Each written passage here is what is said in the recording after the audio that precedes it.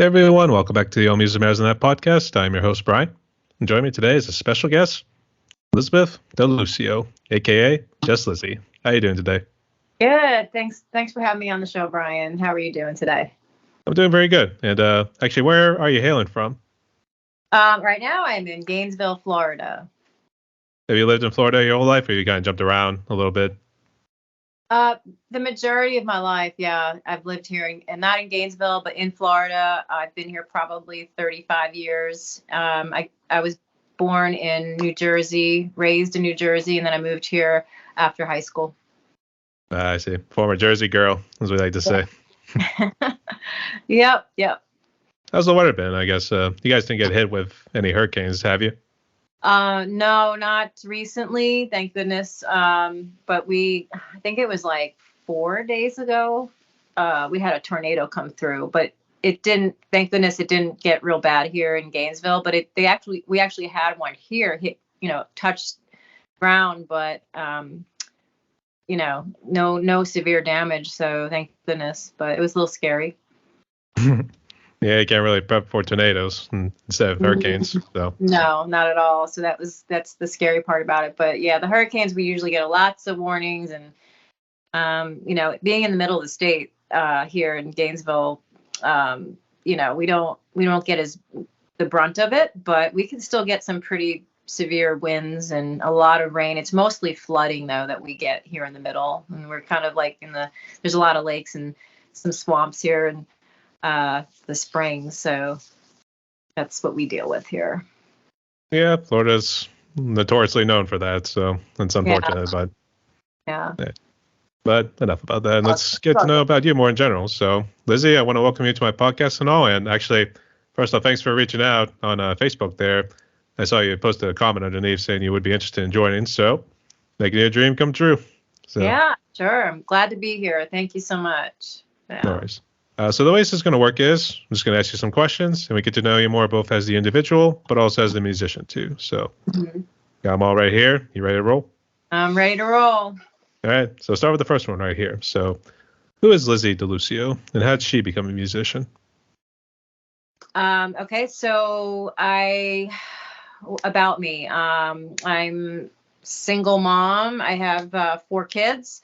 I'm 56 years old. Yes, I'm giving my age away. I've been in the music business for a long time, and I actually started out when I was a little girl. I just fell in love with acoustic guitar, and that is actually my main instrument that I write with. I heard my dad play the guitar. It was one summer when we were visiting family, and I just instantly fell in love, and I never looked back. So I've always played the acoustic. I do have electric guitars as well. When I was married, I was in bands probably for a good 15 years, 15, 20 years. And we basically just toured the local circuit in Florida. I was a front woman for the bands that we were in. And I played some rhythm guitar. I was the songwriter when we did our originals. I wrote the songs with my co-writer, which is my husband at the time. He was the guitar player. I did play a little bit of piano and sometimes harmonica, and then I also graduated to playing bass. So I had a little bit of experience on, the multi-instruments, and it was fun. It was a lot of fun to experience that, and just kind of opened up more of the creative process for songwriting as well. So did a lot of songwriting most of my life. And I don't know, I guess that's it. As far as like why I'm in music, I just love it. Always been a music lover, and love writing. I think that's really near and dear to my heart, is just writing originals. That's really where the passion is for me. I see. I guess. Actually, I think I did send you one of those questions saying, like, what do you love most about music? So would you say that's kind of the reason behind it? Yeah, I love writing. I'm a creative person, and not just in music. So that's just, I just naturally go that way as far as just create. I love to create. It's just very satisfying, very, very rewarding for me to create something and feel like I've accomplished something. And it's a lot of fun. And the process in doing so, to get there is a lot of fun. So it's just a strong passion of mine is to write, to create. It serves as our therapy session after a long, stressful day. So Definitely. Yeah, for actually, sure. do you work multiple jobs, or is this music just strictly your only job? So no, it's not my only job. I do sell real estate. I've had my real estate license for 20 years. And when the market's slow, it's great because right now the market's slow. So it gives me a chance to really dive into the music more and really work on my craft a little bit more. It gives me more time. I think the biggest complaint I have as an indie musician is not having enough time to do all the things that I want to do with the music and writing. And I have a lot of other projects going on within the music industry. So time is very limited and very precious to me. So I think that's my biggest complaint as an indie artist is not having the time to do all we need to do. So my job, so like I said, my other job is selling real estate. And when the market's slow, I really work on the music, but I am working on music year round, even through, working. So yeah, after a stressful day at work, it is nice to come home and be able to relieve some of that stress with, being creative and writing some new material. So. I actually know a couple of friends who actually get into real estate as well. And I guess what makes the job pretty stressful is it just because you don't really get the weekends off or anything like that? Yeah, that's not, to me, that was never really the stress factor in it. I think it was the stress factor as a realtor it's very cyclical. So you have your highs and your lows. And when it's low, it could be really bad. So you really have to know how to budget your funds and how to save. So when times are really tough, you can survive. That's the stressful part of real estate for me. I love the flexibility, being able to work from home. And if I want to work a weekend, I can. If I don't feel like it, I don't have to. So it's being my own boss that's the dream. Not having to punch a time card. And having somebody breathing down your back. So and it gives me that flexibility to work on my music. So. Yeah, I think a lot more people want to have that entrepreneurial sort of spirit, though, even though I think you're working with a specific company, I should say. So not sure if it's Berkshire Hathaway or any of those other ones, but I would say, at least from like some of the experience I've heard with like, I say it too because I actually worked two jobs, and at my second job we had a cook who was also a real estate agent before he like came to where the restaurant I work at, and sometimes there were days it was a little stressful too because I guess he had to like wait to maybe get something approved from like someone who was higher up. So of course, when you got a big crowd who's in ordering a bunch of food and then everything going on at the workplace too, you can see where the stress kind of builds in. So sure, absolutely, yeah, for sure. Not only that, but he also does Muay Thai, which is a fighting style out of Southeast Asia. So it probably racks his brains a little bit, to say the least. So right. Shout out to Davey Boy, by the way. So that's all good. I guess getting back into the music too. I guess do you always roll with the name just Lizzy, or is that just a name you use on your social media? It's for my solo project. It's a little complicated. So I started out. I started back into songwriting during COVID. Which was one of the good things about COVID. What came out of that is a lot of creativity. A lot of people had more time to really dig into their creative passions, whatever that is. Because prior to that, I had taken some time off, quite a few years I took off of music because I was trying to rebuild my life and I was raising my two youngest children on my own. So the times were really tough, and I had to do the 9 to 5 thing, even for a while, because the real estate market crashed for a number of years. So during those times, I was just rebuilding my life, always with knowing in the back of my mind that I was going to get back into writing music again or doing music. And people would ask me, along the way, when are you going to do music again? When are you going to get back into it? You should. And I was like, well, it had to be the right time, and I had to feel like it was the right time for me.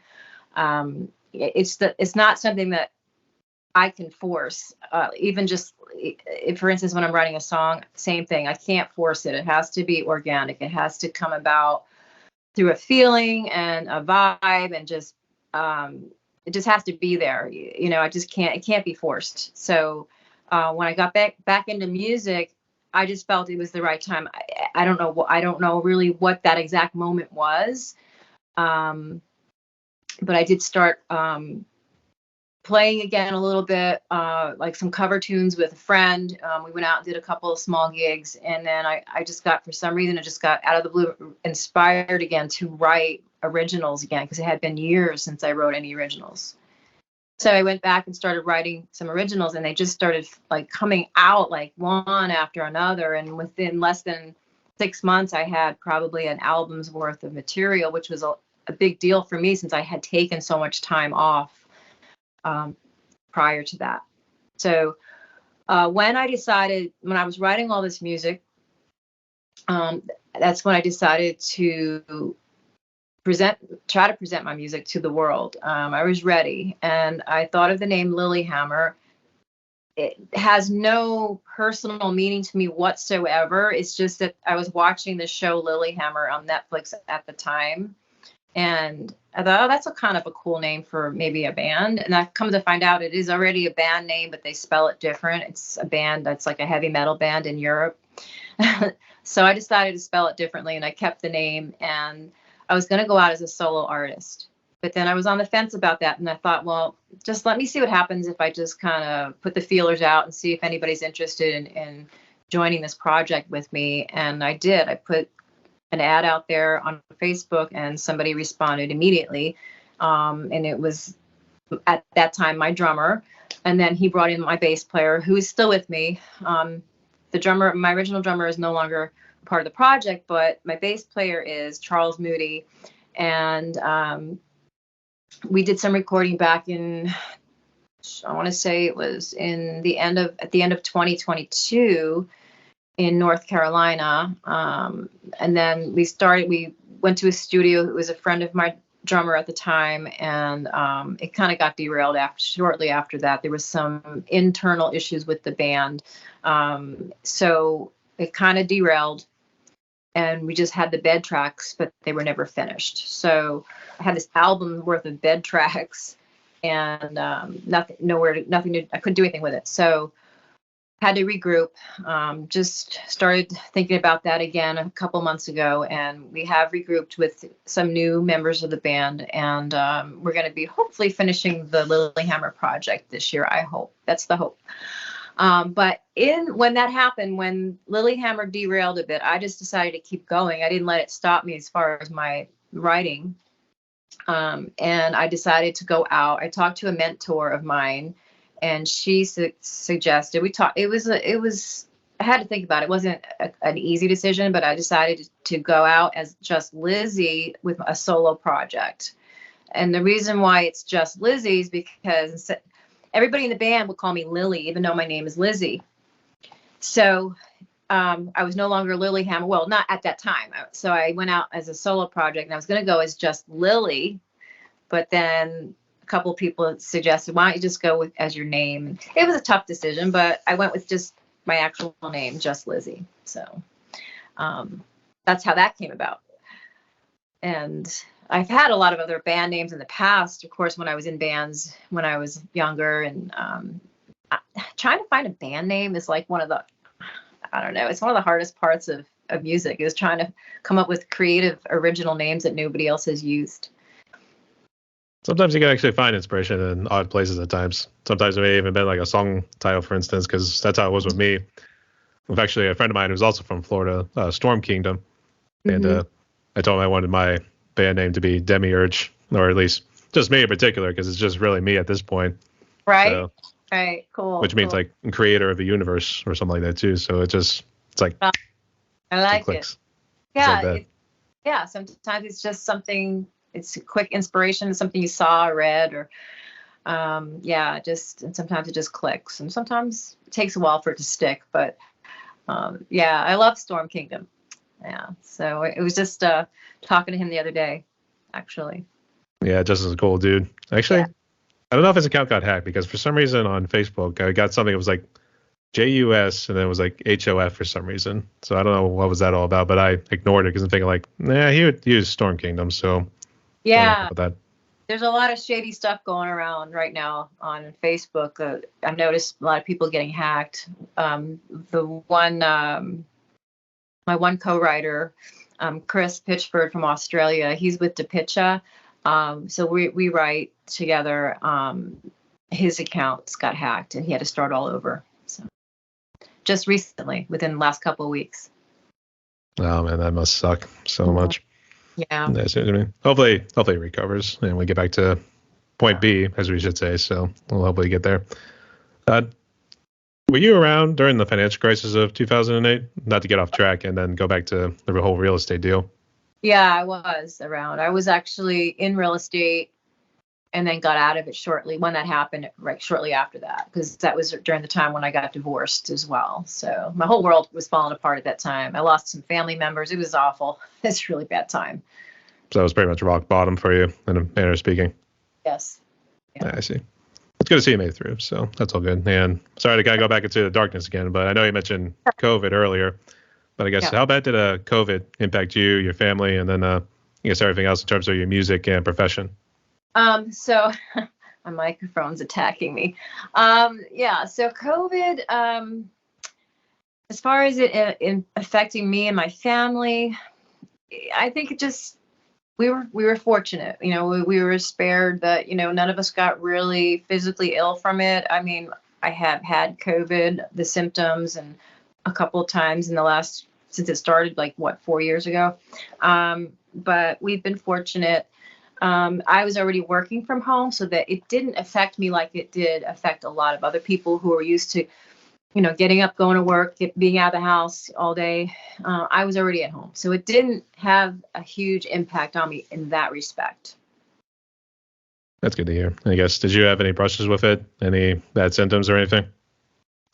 I got the first time I got it. It was before they even knew it was COVID. It was like 3 weeks before they announced COVID was in the States. And I was in New York City in the epicenter on New Year's Day, January 1st, 2020. And I came back the next day so sick. And I ended up being like immobilized in my house. I couldn't move for like 3 weeks. It was really bad. I mean, I went to the doctor one time. I don't even remember how I got there, and they didn't even know what was wrong with me. They tested me for the flu and strep throat, and they're like, I don't know what you have, but you don't have any of this, so you're just really sick. We don't know what it is.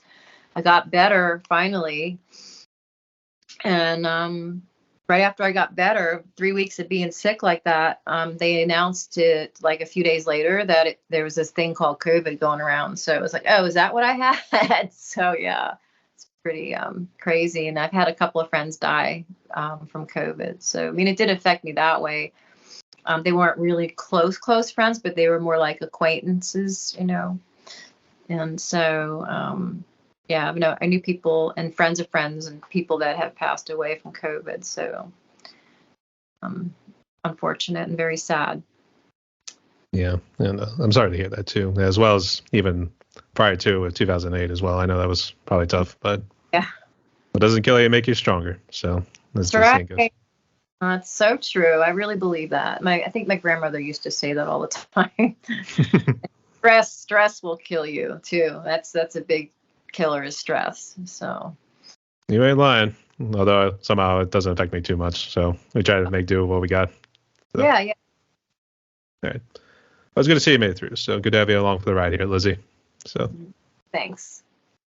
All right, but getting back into music a little bit, I guess, who would you consider has been a big influence on your life, as well as both musically and I guess anyone in your family too that helped out?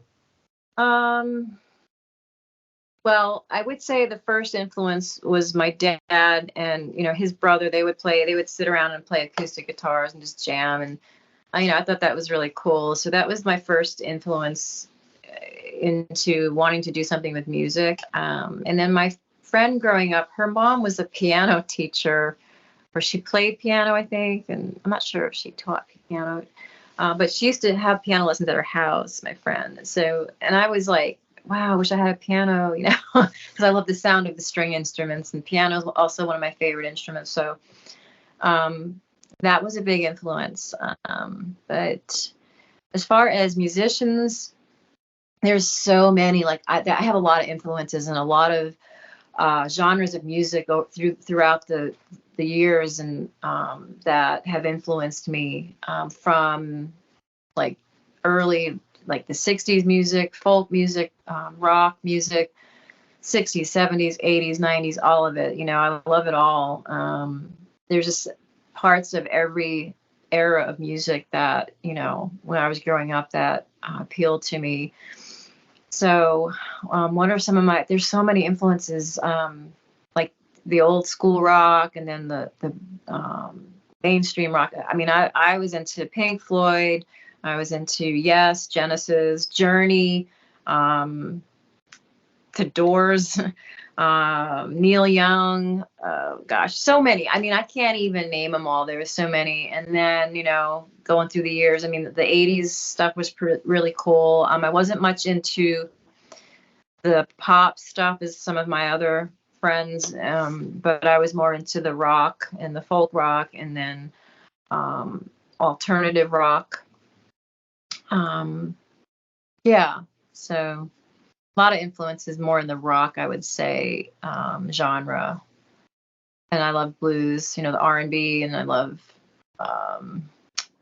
classical music too.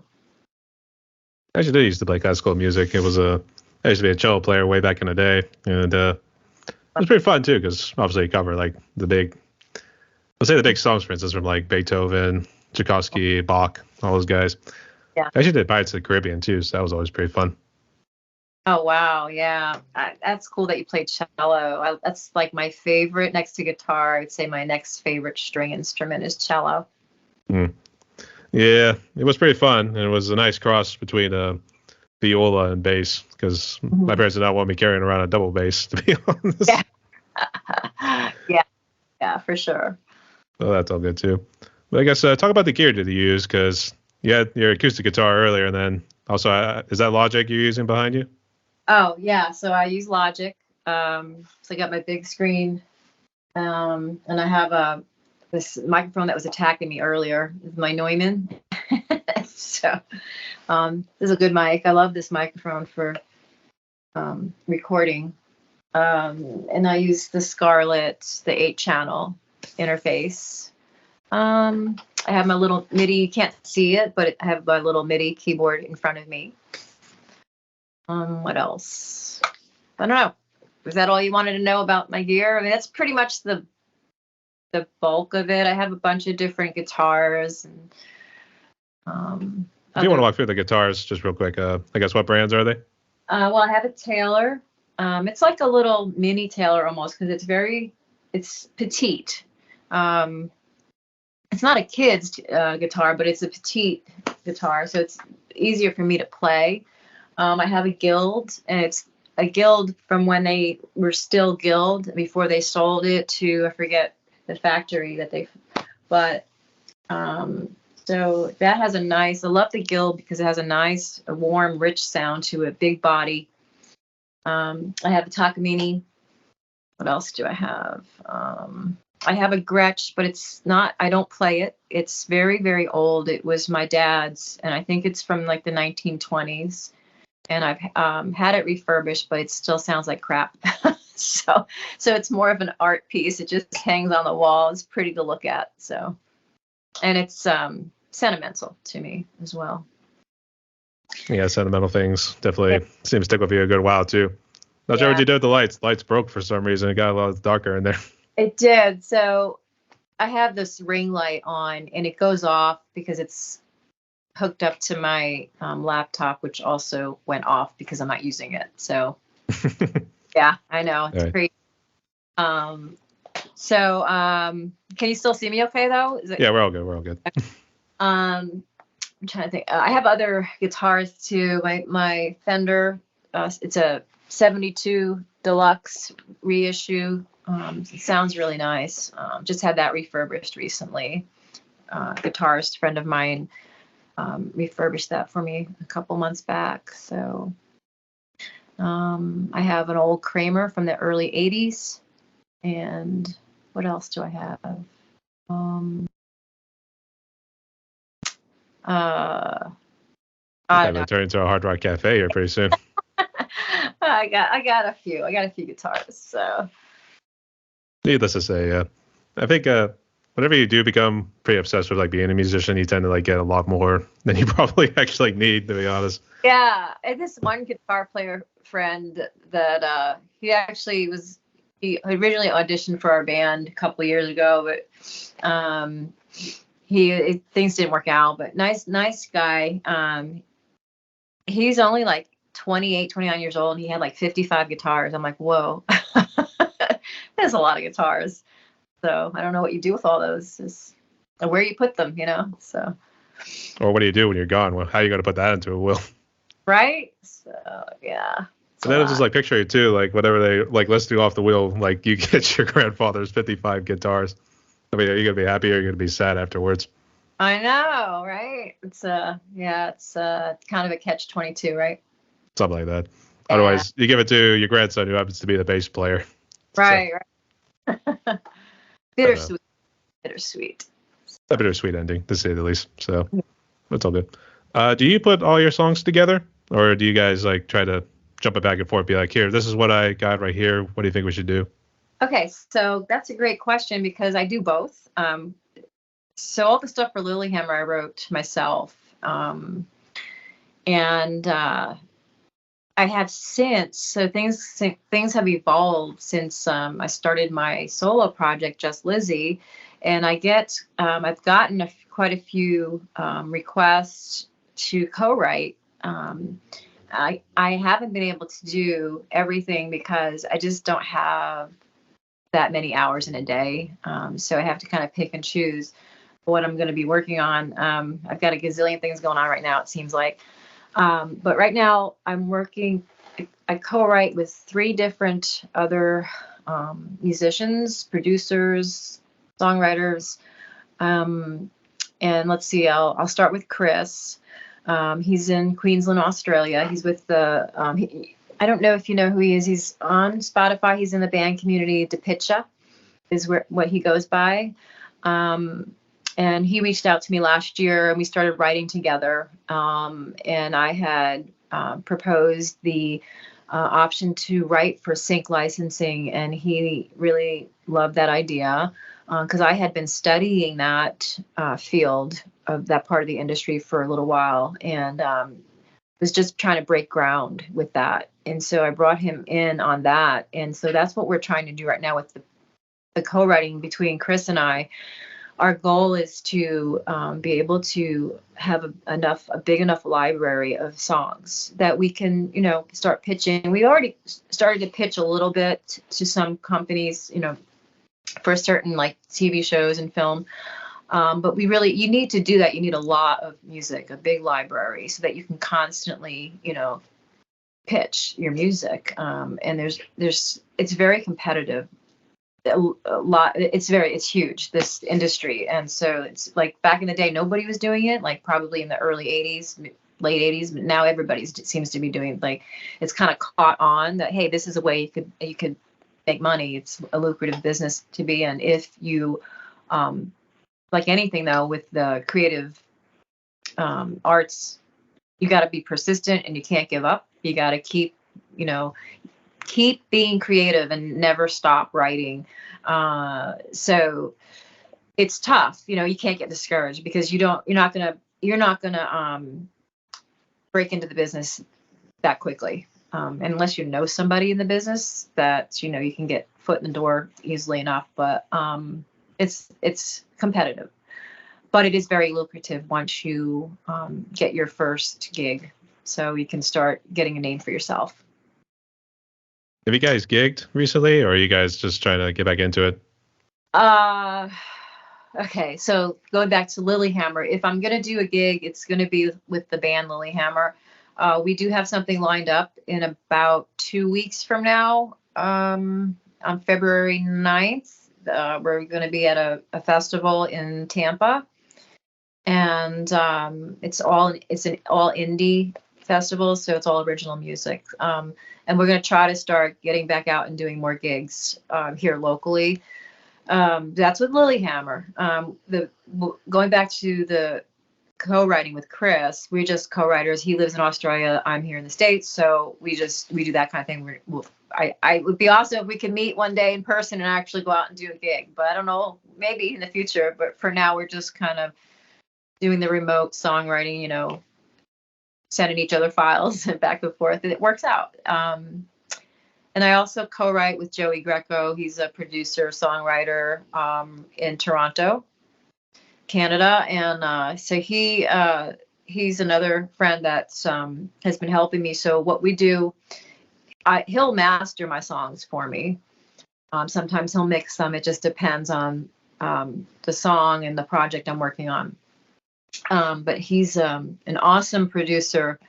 So he's been a huge, tremendous help for me in getting where I'm at now. All the songs that I have on Spotify right now have been produced by Joey Greco.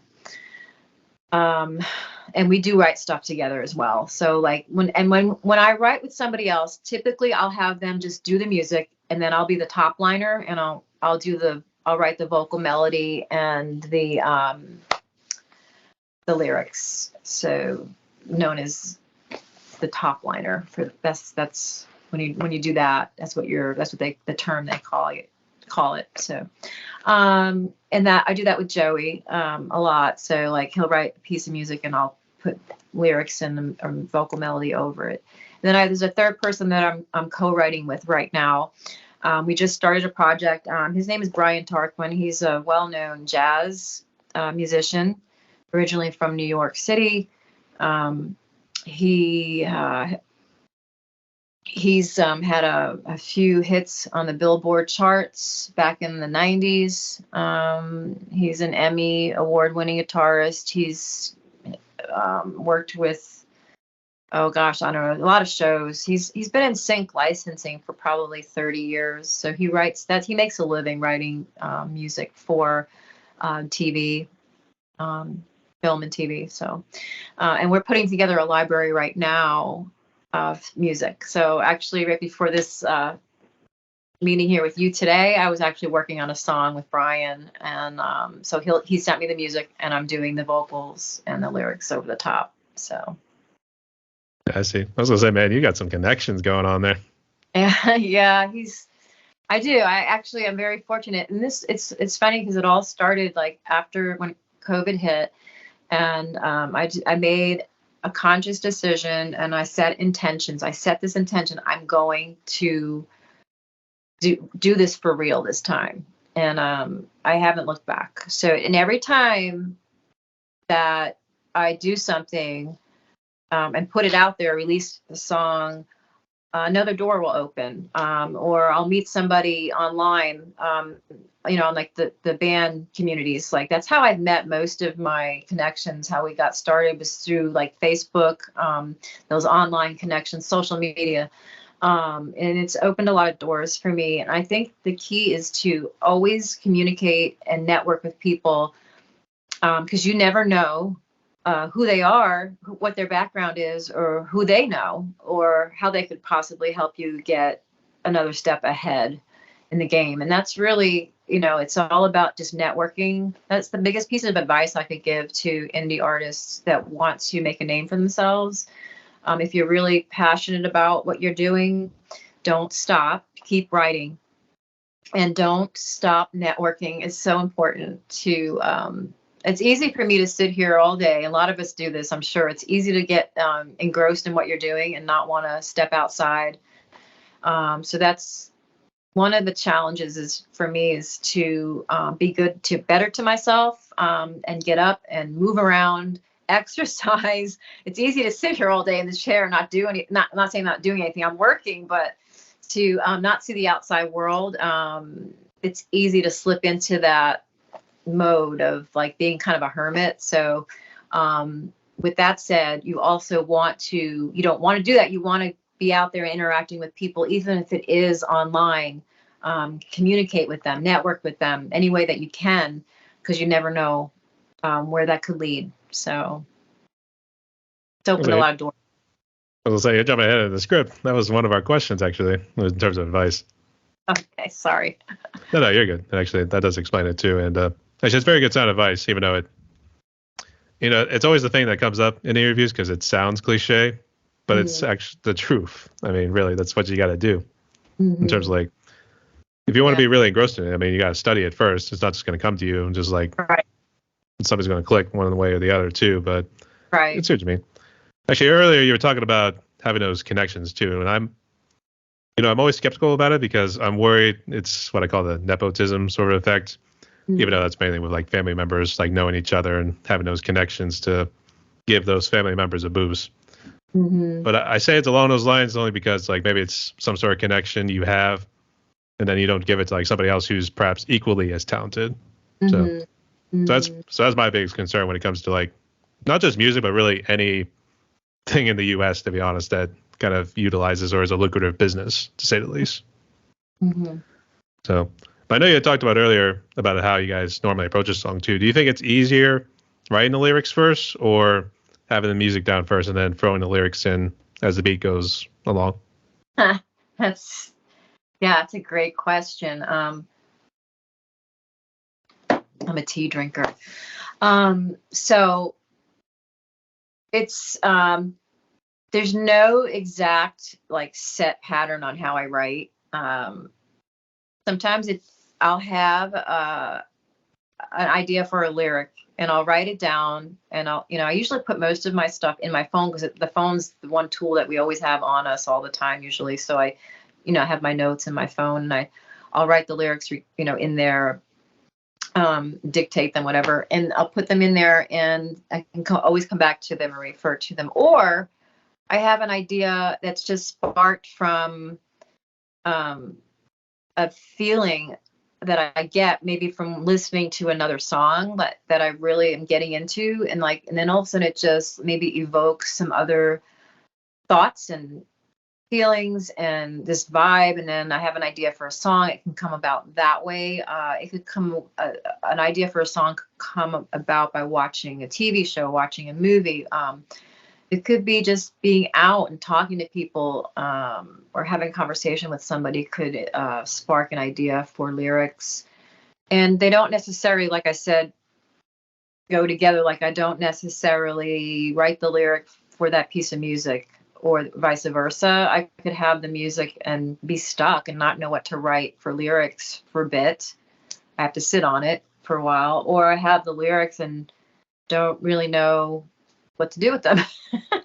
It really just depends. It's, I wish I had a what do you call it, a recipe for that I could share with everybody, like an exact, step by step, but that's not how it works. It's very organic. Everyone's entitled to like something a little different. Yeah. I don't know if that made any sense at all, but. No, I understood that, but what'd you say earlier? I'm sorry, I interrupted you right there. Oh, I don't know. I said I don't know if that made any sense. Yeah, because there's no really pattern to how I write the lyrics. Like, I don't write the lyric first. So people have asked me, do you write your lyrics first? Do you write the music first? It could be either or.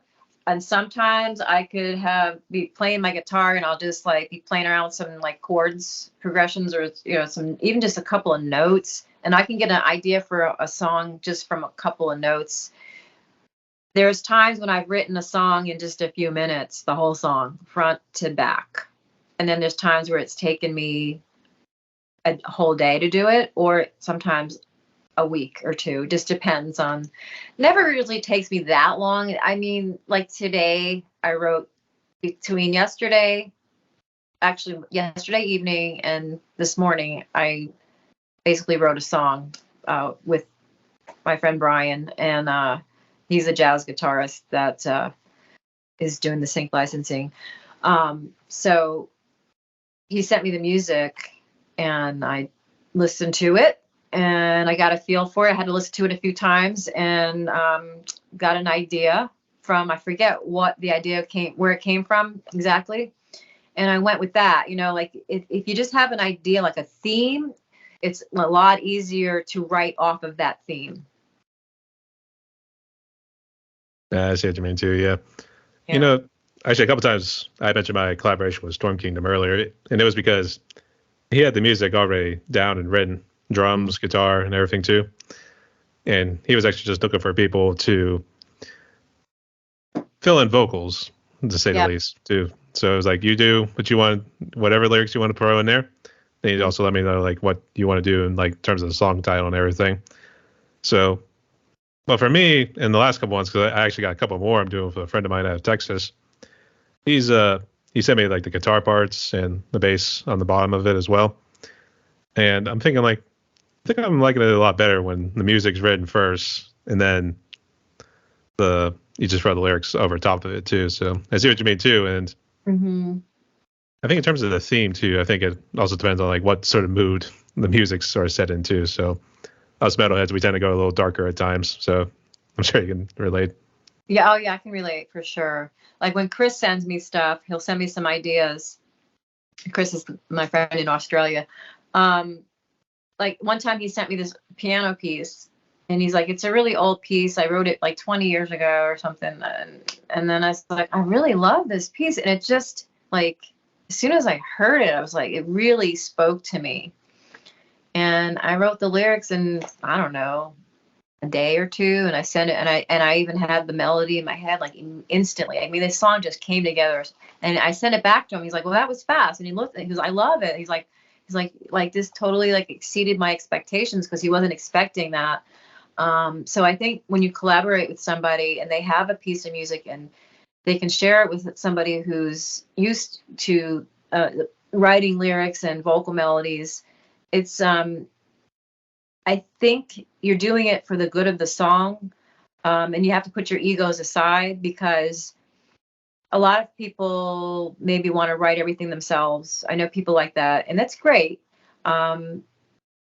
If they're talented to do that, I mean, more power to them. And I mean, I do it too, but I know when I collaborate with somebody, it's a whole other like level and of creativity, a different level of the genre. Like you didn't expect it to turn out the way it did. So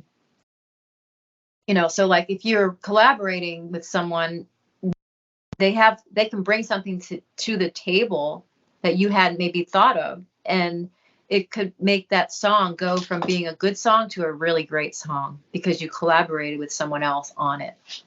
So I think collaboration is a beautiful thing. Absolutely too, especially in our community as well. I guess, are you a part of the Band Together group on Facebook? Yeah. I've been there, I don't know, like a year, I guess, almost. Whenever they started, I think I'm one of the founding, like, first 50 members that was on there. It's just hard for me to get on there and post a lot because I'm so busy right now. And, people have to, it's tough, but people, you see, Facebook can be a great thing. For me, it's been a really good thing with my indie music, and like I just shared with you, getting to know other people in the community, and for collaboration purposes, it's opened a lot of doors for me. But you have to put your feelings aside and your ego aside, and like not let stuff get to you because it can happen so fast, just like that, and people's feelings get hurt real quick. I notice, on these platforms, and it's like, just my advice would be just like, let that shit go, like let it roll, like, like just work on your craft and don't worry about what other people are doing or compare yourself to other people. I have like some of the lowest numbers of probably everybody on that in that community. And I don't care. I don't care because maybe my music's not as popular with this particular community or with society in general. I write in a lot of different genres. So, and I'm basically just starting out. I'm reinventing myself. Like I said, I've been around a long time and I've, been writing and singing most of my life. But my numbers are really low and it's okay. I'm talking really low. I just love what I do. And I think if you just love what you do and just keep doing what you're doing, that will show, and that will, people will see that. And eventually your music will get out there. And it's not going to be for everybody. So, you will have a following at some point and you'll have your little niche, but, or it could be a big niche, who knows, followers, but, you just got to do what you do because you love it. And you got to be passionate about it. And I think the rest will come. And it also depends on what your goals are. If you're setting out there for the wrong reasons, then, that's you're going to get back what you give. So, everybody's reason for writing music and doing what they're doing is different, right? So my main goal eventually is to just make a living doing what I love. I would love to be able to not have to have 2 or 3 jobs and just be a full-time musician where I can live comfortably off of that, of those, earnings from sync licensing. I really my passion is to write and to write for TV and film.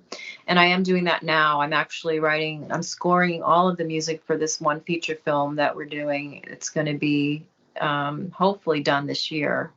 Not sure exactly when, but yeah, I'm working with a film director right now and doing that. And like I said, I'm doing music with Brian Tarquin, and we're doing that music library. He's got his own publishing company. Some other projects I'm doing. I can't even keep them all straight, but I just love staying busy and doing what I do. And I don't really pay much attention to all of the quarrels that go on Facebook. It's time. It's a waste of time. I can think of better things to do. I'm not on there a lot, but when I get on there, I like to post things that are hopefully meaningful or important. And I like to try to support my other musician friends as best I can. I'm not always the best at it because I'm so busy, and I don't get on there a lot, but I try to support everybody as best I can. And the busier that you get, the less time you have on social media. I recently just picked up a manager, and I kept setting intentions to myself. I'm like, I needed somebody to help me with this. I can't do it all myself. I've got so much going on, and I'm writing music for this film, writing music for that film. I'm partnering with this publishing company and writing music for their library. I'm co-writing with 2 other musicians in other countries, and we're trying to submit to sync licensing. And I'm also been doing some part-time acting because I've been asked to some of these films. So it's been a lot. And so then I stumbled across this opportunity, and now I have a manager, and he's going to help me with a lot of that, because when you're trying to do it all yourself, it can be overwhelming. And it was starting to get to that point. So you got to pace yourself.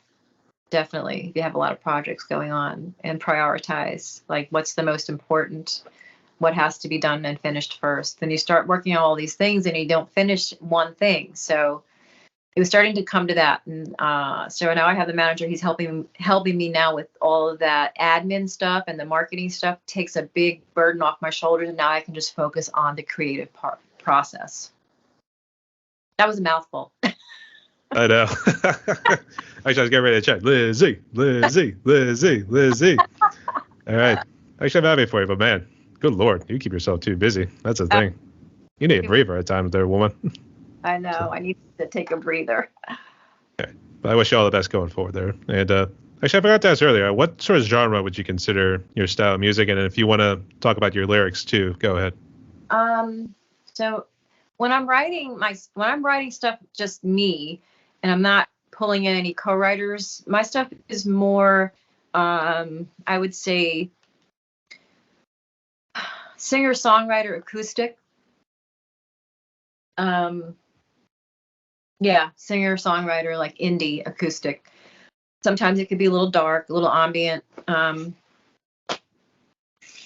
then some of it also could sound more like a pop. I do write some in the pop genre. So indie pop and pop rock. My song Shine that I just released January 1st is a pop song.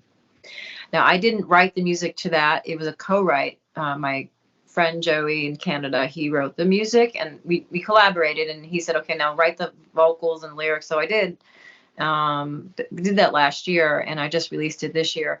But purely a pop song. When I first heard that music, when he first played it for me, we were in the studio together, and I watched him write the music on, and it has, since the original recording, has morphed into something completely different, much bigger, more pop sounding than we initially had planned. So when you're writing, a lot of times it doesn't start out the way you had intended, and it morphs into something completely different, even a different genre altogether. When I wrote Alice, I wrote it on my acoustic. Alice was I think that was my first release last year with just Lizzy. Yeah. That's a straight up, like, it's a rock song. Joey likes to say it's a pop.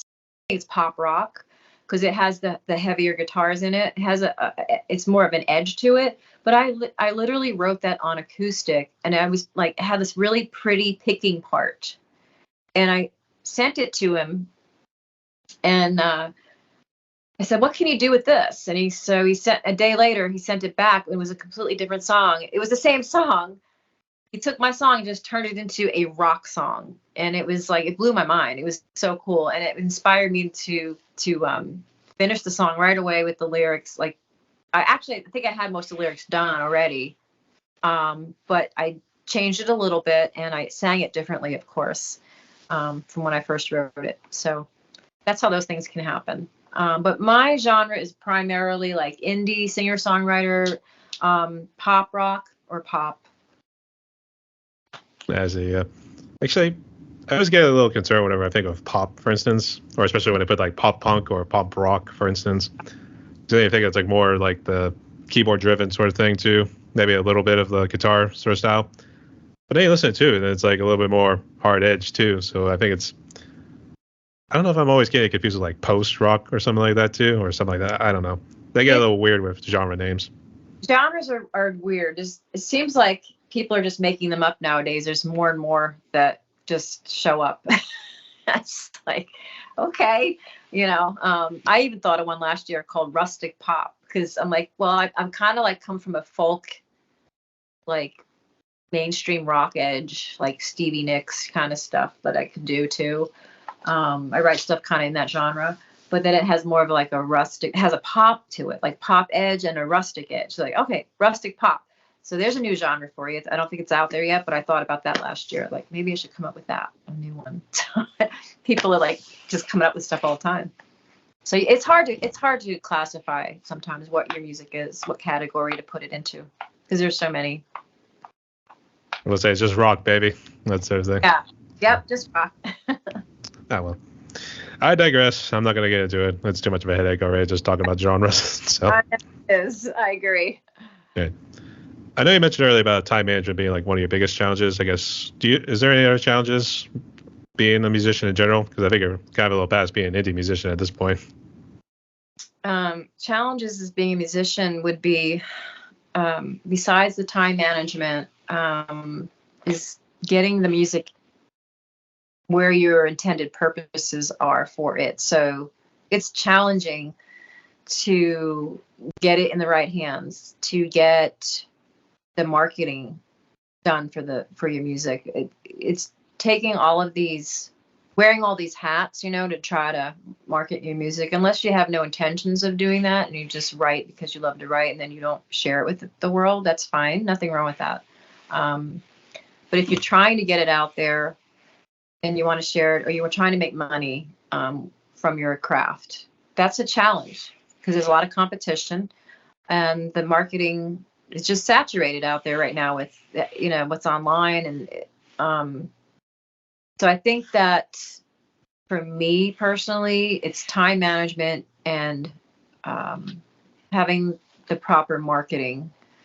But I think that's why I said, going back to when I said networking is really important, because if you network and you play your cards right, and you really just keep putting yourself out there, talking to people, hey, I write music, hey, I'm doing this, doing that. It opens up doors, and it could open up a door you didn't expect. So it could help you in leaps and bounds, from where you started. Yeah, absolutely too. Actually, networking is really more of a double-edged sword when you think about it. I think the bad edge, if we want to call it that, it's more of those people who you said were complaining, that sort of thing, or if thinking somebody's the problem, but maybe they're being the problem too. But then there's also the side to it where it's like, okay, yeah, or like, hey, here's my music, and they'll be like, good on you, mate, that sort of thing too. Right. I mean, I think it really good. Attitude is everything. And if you're in it for the wrong reasons, you're not going to get very far. I mean, you have to be, if you're a musician, if you're a songwriter, and you're a true songwriter, musician at that, you really have to be passionate about it, enough not to give a shit like what people think about you and your music, because all music to me is art. And I may not enjoy every genre, listening to every genre of music may not be all be my style. A lot of it is, but there's some that isn't. I respect everybody on the planet who does art in any form or fashion, because music, whatever kind of art it is, the visual arts, audio arts, whatever you're doing, art is beautiful, and it should never be devalued. And we should always respect our fellow artists and musicians, even if we don't like the music personally. You don't have to. You have to have that respect that this is, if it not everybody does it. I mean, yes, there's a lot of people that do, there's a lot of musicians, a lot of artists, but when you think about the total population in the world, I mean, there's not everybody's doing it because I don't know anybody in my life personally, like in my family, that does it. I mean, it takes an artist. We're different creatures, and we have to respect that, because it's a skill in itself, a skill set, in itself, and not everybody can understand it. So I think you have to respect everybody who's creating this art, whether you like it or not, whether it's your style or not. Respect them, I'm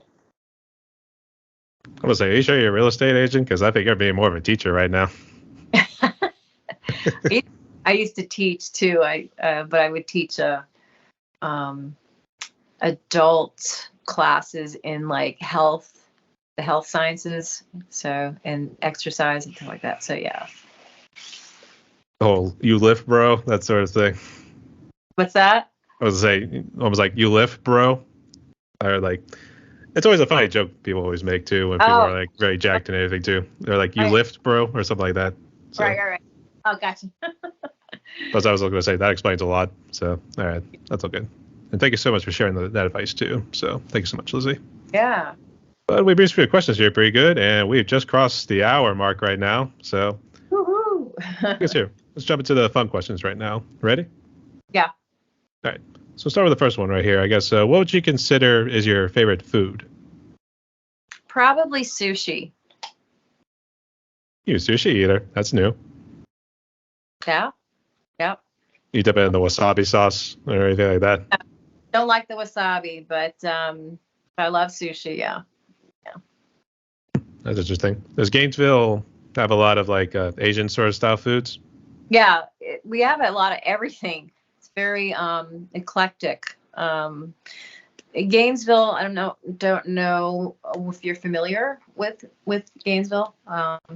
Go Gators. We're the UF, University of Florida Gators football.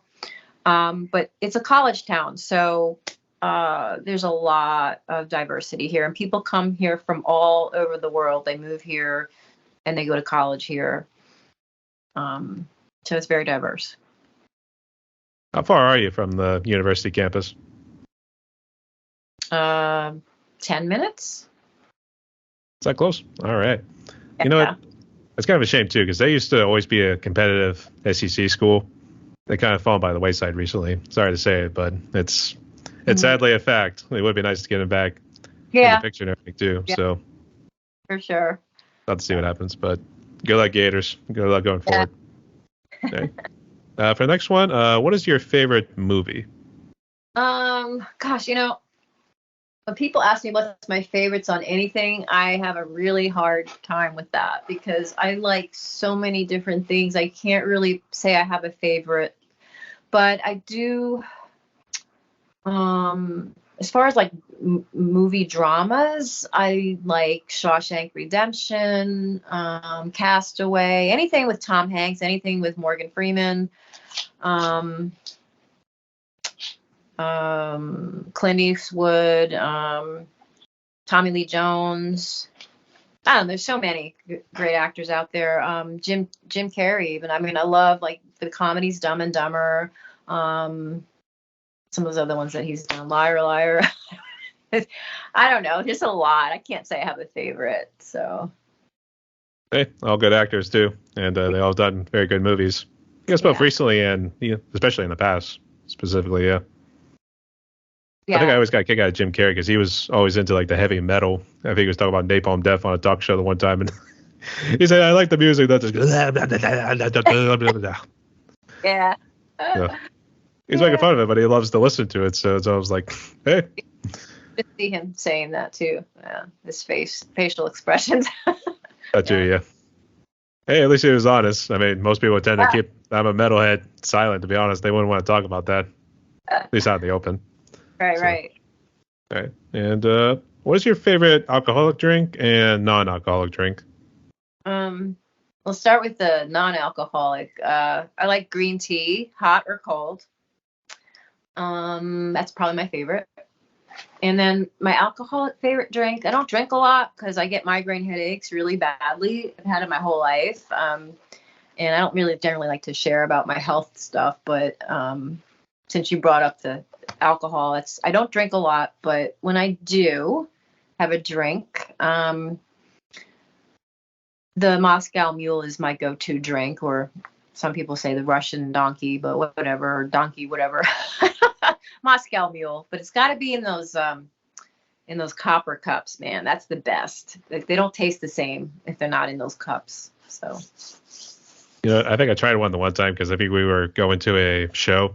Mm-hmm. Unfortunately, I was not a fan, so I gave it a try. I just really. Yeah, it's very refreshing for me. I don't like anything that's really sweet, so that's like kind of right there, like just enough of the sweetness because it's got the ginger ale and the lime. So. I see. Unfortunately, I'm kind of the sweet tooth kind of guy, so it's kind of unfortunate. So. Yeah. Well. And I guess for the final of the fun questions, what is currently your favorite song? Currently, oh my gosh, you have tough questions, my friend. Okay. Right now I'm listening to the favorite song that I'm really getting into right now is "Watch Over You" by Alter Bridge. Really good song. I'm actually probably going to add that to my cover list when I go out and jam on my acoustic. My bass player and I are going to put together this little acoustic thing and do some covers, but also our originals. But that's probably one of the ones I want to throw in. But so yeah, Watch Over You by Alter Bridge. Miles Kennedy has an awesome voice. I love his singing voice. Yeah, there's a lot of them, but that would be currently, even though it's an old song. Yeah, Alter Bridge. Are they still putting out albums, or they've kind of faded into obscurity? I don't know. I haven't heard of anything recently. But they're still pretty popular, though. I mean, as far as like online, their videos and whatnot, and the music. But yeah, I don't know. Still going strong. That's good. I've heard a couple of their songs. Yeah, I gotta get into them a little bit more. Maybe try a drum cover on one of their songs at some point. Even though I'm gonna do some metal ones, and actually I've been doing a drum cover project. That's why I'm growing the beard out. So, okay, all right. Because it's a little complicated to explain, but it was basically showing with age because they start off young and then over age they've kind of grown a little bit too. Because it's a total of 5 songs, but they all got like a similar musical concept. Not so much lyrics, but if you recognize the music at first, you would know it's like, oh, this is a similar riff that they played on this song. So, and then it just brought in the beginning and outro for this song. So cool. It's kind of meant to show with age. So it's kind of the reason behind it. Just wanted to spoil it that much, but I think by the time they see this, that project will be all done and everything too. Oh, so okay. All right, cool. I spoiled this much for my audience. So. Yeah. So Lizzy, we kind of breezed through the questions here pretty good, and we're down to one more question. Before we jump into it, did you have any questions for me or any final words you want to say before we jump into it? I wanted just to say thanks again, Brian, for having me on your podcast. It's been really cool talking with you and getting to know you. And thanks for supporting the indie artists, you being one yourself, I mean, it's an awesome thing that you're doing, because we talked about time management and you're doing a lot, doing your own projects and then doing this podcast. And I know it's time consuming and it takes a lot of effort and work that you put into it. So thank you. No worries. I always wanted to help out a good friend. So, all right. So Lizzy, for this last question right here, I know you harped on some of your advice a little bit earlier. So just to reiterate here, what sort of message of hope could you give to musicians and people out there as we try to move forward in a post-COVID world? I would say don't give up on anything that you love to do. If you're working on a project and you're feeling overwhelmed, reach out to other people that are open-minded or like-minded and would help you. Don't be afraid to ask for help. But keep pushing forward, be passionate about your passion and just keep doing it, because you just don't know what's around the corner, or, who you meet. So that, again, networking is a really great tool to utilize, take advantage of, just network and get to know people in the industry, and that could open doors for you.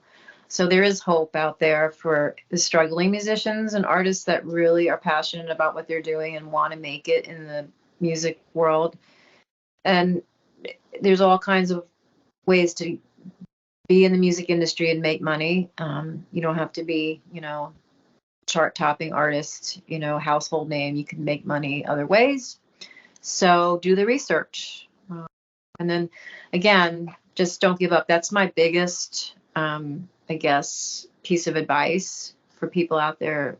Don't give up, and just stay true to yourself and what it is that you love to do. Spoken like a true prodigy. All right. So, Lizzy, we've reached the end of my podcast right here, and boy, we talked for almost a good hour and 10 minutes. And man, wow. So I do want to thank you so much again for coming on, and I guess, what sort of social media are you on so people can reach out and, I guess, try to interact in some way? Yeah, so I am on Facebook. So you could find me as Just Lizzy Official. Instagram, Just Lizzy Official. YouTube, Just Lizzy.